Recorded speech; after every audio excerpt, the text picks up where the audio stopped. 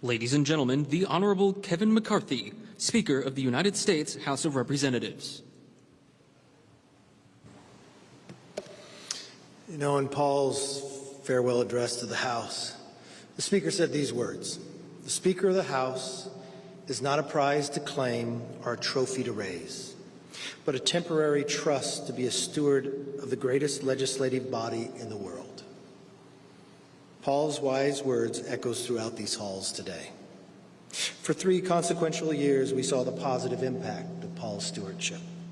Greater economic opportunity, more resources to fight the opioid epidemic, a stronger military and national defense, and of course, a fairer, simpler, more competitive tax code that cuts taxes for millions of Americans.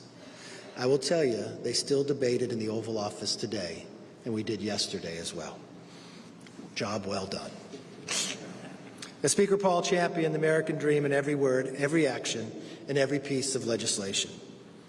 But here's something most people may not know about Paul. He almost didn't end up in Washington. When Paul graduated from college, he was offered a job on Capitol Hill, but he almost didn't take it. You see, what he really wanted to do was be that ski instructor in Colorado. Thank goodness Betty sent him straight. It's just another reminder to always listen to your mother. She knew Paul could make it here, so Paul took the job at Capitol Hill. But 6 years later, at the age of 28, he entered Congress from Wisconsin. As a member of Congress, we swear an oath to be worthy of the office of which we're about to enter. I believe few individuals have upheld this oath with honor, integrity, and the energy that Paul did during his 20 years in Congress. For Paul, politics is at its core a battle of the ideas. He believed lawmakers should tell the voters what they believe in, govern based on those beliefs, and persuade voters if you needed to change course. He came to Washington to build America that was based on eternal ideas of freedom, opportunity, and prosperity. And in doing so, he also had the confidence and character to listen to the other side, even when he passionately disagreed. Beginning as a budget chair, he showed why a conservative agenda based on the ideas of freedom and opportunity and the American dream were successful. Paul showed us a path to prosperity and a better way. Early on, Paul warned about the threats of the national debt. I remember in 2012, our national debt was $16 trillion. I just wish more people had listened to you back then. I remember the late nights we both slept in our offices. He'd work hard to produce a balanced budget year after year. Together, Paul, Eric Cantor, and I, we created something called the Young Guns program. We defended fiscal responsibility and economic opportunity. We made a pledge to America, explaining we would govern differently. And we were fortunate to capture 63 seats that year. I saw in Paul not only a policy wonk, but a selfless leader, someone who exemplified Teddy Roosevelt's man in arena, a man of action who spends himself in a worthy cause, no matter the setbacks. You know, in the gallery of speakers, Paul's portrait will represent his many accomplishments. But I want you to remember this: a portrait lasts a long time, but a legacy of change lasts far longer. That's what Paul achieved. His legacy of change is all around us. We are so grateful for your service, for your passion, for your decency, and for your principles. Speaking as a clear friend, there's only one thing I've ever seen him change. His hair got a little longer.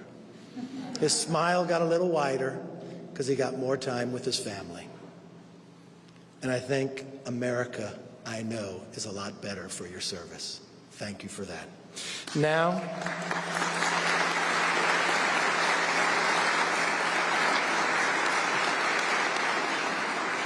Now the time for the reason we're all here. I want to invite Paul and his family up to unveil the portrait.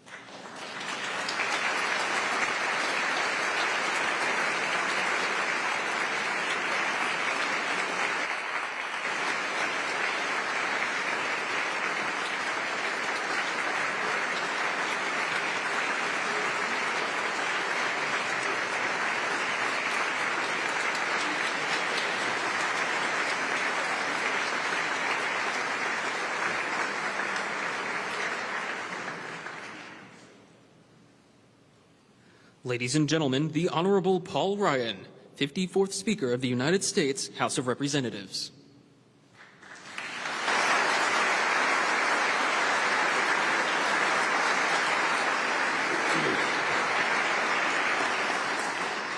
Well, Mr. Speaker, Chuck, Mitch, Hakeem, thank you very much. Very genuinely touched by your words. I really am. I served Congress for 25 years. 5 years as a staffer, 20 years as a member. So if you'll indulge me for a moment, I have a few people I want to thank, and if I don't do it now, I'll forget someone later, because politics and public policy is the ultimate team sport. And without the help of so many people here in this room today, this day would not have been made possible. First and foremost, you all know me, I have to thank my family. To my wife, Jana, thank you for always being by my side. Thank you for giving me purpose. Thank you for always being a sounding board, for sacrificing all those days and years while I was in D.C., and for allowing me to serve my hometown for 20 years. I'm so grateful to have been on this journey with you. Thank you.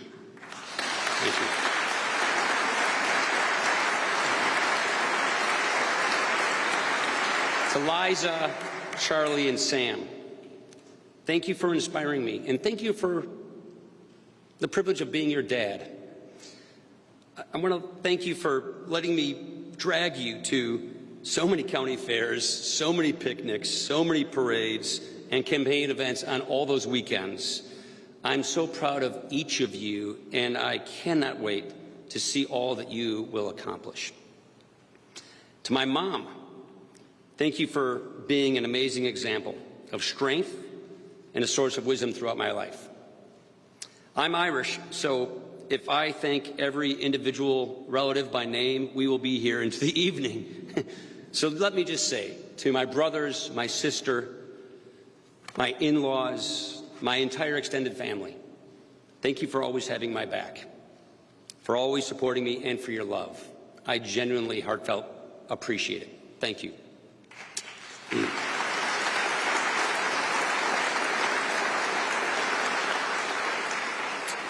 To my staff, specifically my personal office staff in Washington and Wisconsin, my political team, my committee staff, and the Speaker's staff, it was an absolute honor working with all of you. I've worked alongside many of you for decades. We've grown up together. We've been through triumphs and tragedies together. There was no better staff when it came to serving the people of Wisconsin and when it came to serving our members. Whether it was the Budget Committee, Ways and Means, or the Speaker's office, nobody could have asked for better coworkers, and I will always be grateful. I specifically want to mention some of my senior staff, as these were the people leading my team from my earliest days in Congress to my final moments as Speaker. Andy Speth, Joyce Meyer, Danielle Tremmel, Allison Stile, Mike Ricci, Brennan Buck, Connor Sweeney, Kevin Seifert, Jake Caston, Austin Smythe, Dave Hoppy, and Jonathan Burks. These people and so many others, they were instrumental in all of my successes, and I will forever be indebted to them for their years of service. So thank you very much.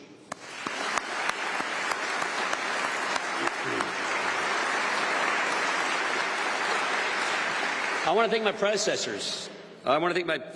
Former Speakers Gingrich, former Speaker Pelosi, former Speaker Boehner. Thank you for setting an example for others to follow. I very much appreciate that. And I really want to acknowledge the Capitol Police, specifically the members of our security detail. The Capitol simply does not function without the dedication and the sacrifices of these brave men and women. So thank you for keeping my family, my colleagues, and this institution safe. Thank you very much.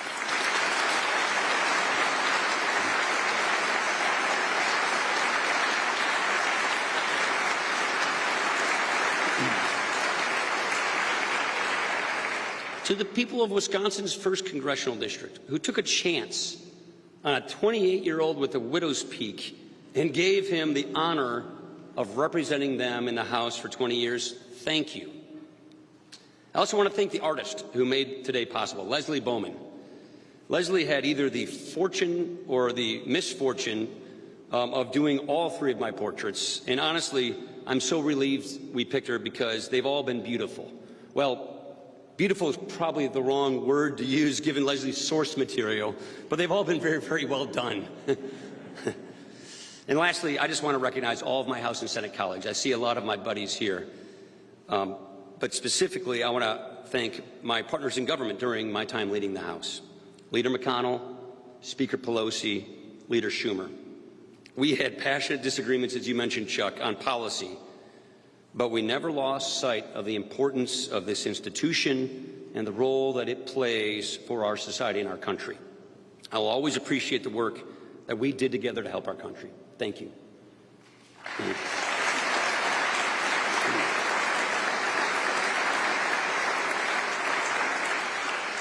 I'm not very nostalgic. I'm not one who typically looks backwards, but when I drove in here today, I was thinking about back to my very first day as an intern here at Capitol Hill. I arrived in Washington, D.C. as this wide-eyed kid from Janesville, Wisconsin, with a love of supply-side economics and a reverence for Ronald Reagan, who grew up just an hour down the Rock River downstream in Illinois. Up until that point, I was hoping maybe I would become an economist at like R.W. Baird in Milwaukee. And Capitol Hill and public service had this magnetism that I just couldn't shake. After my first opportunity with Senator Bob Caston from Wisconsin, I knew I wanted to participate in this battle of ideas. I knew that I wanted to have a say in the debates shaping our country. So I did what every Capitol Hill staffer does.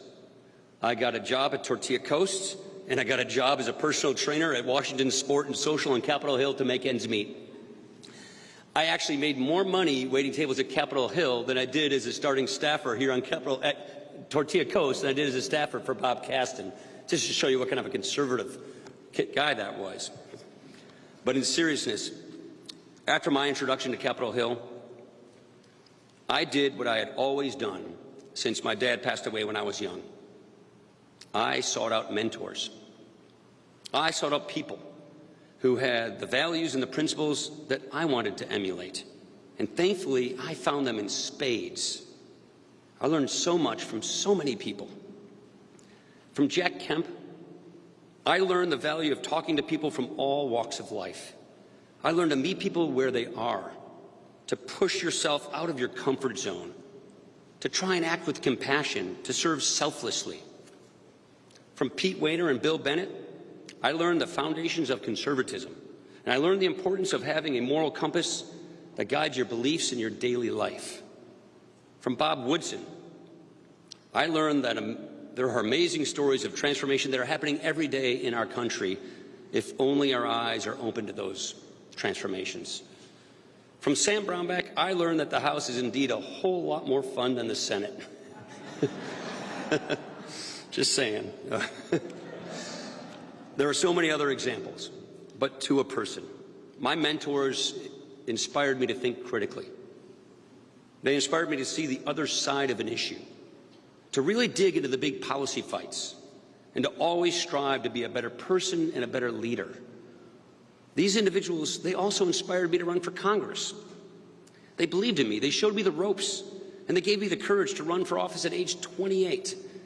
And now, running for Congress at 28 is as crazy of an idea as it sounds. My first campaign was a family affair in every sense of the word. My brother posted yard signs, my sister-in-law managed volunteers, my mom was our scheduler, and my extended family in Janesville was essentially my campaign staff. And with 67 cousins in Janesville, that is a lot of free labor. No pundit gave me a chance. No pundit thought I had a chance of winning. But the people of southern Wisconsin, they took a risk on me, and I will forever be humbled that they did. When I got to Congress, I knew from the start that I wanted to tackle big issues: our debt, our social safety net, our tax code. And the longer I spent in Congress, the more I came to understand that real leaders don't simply say what they are against. They show what they are for. I also came to understand that the minority, I was telling this to Hakeem earlier, the minority wasn't solely for opposing the majority, but it gives members a chance to propose ideas and to build support for them. So, in 2006, I put out a roadmap for America's future. It had something like 8 co-sponsors in its first iteration. The NRCC told everybody, stay away from this thing. But I went around my district with a PowerPoint and explained our looming fiscal crisis to my constituents. I explained it to my colleagues. I explained it to all the various groups in town. I explained it again and again and again until I was blue in the face. And as the years rolled on, we refined the proposal and gradually made the case for these types of budgetary reforms. Eventually, we passed a balanced budget resolution 4 years in a row in the House. To me, it's the clearest example that if you lead with ideas, make the case for them over and over, take feedback to heart, and stay persistent, you can move the needle on public policy. But building a consensus on budgetary issues just within my own party, that was just a part of my journey on Capitol Hill. In any good journey, there are some unexpected twists and turns along the way.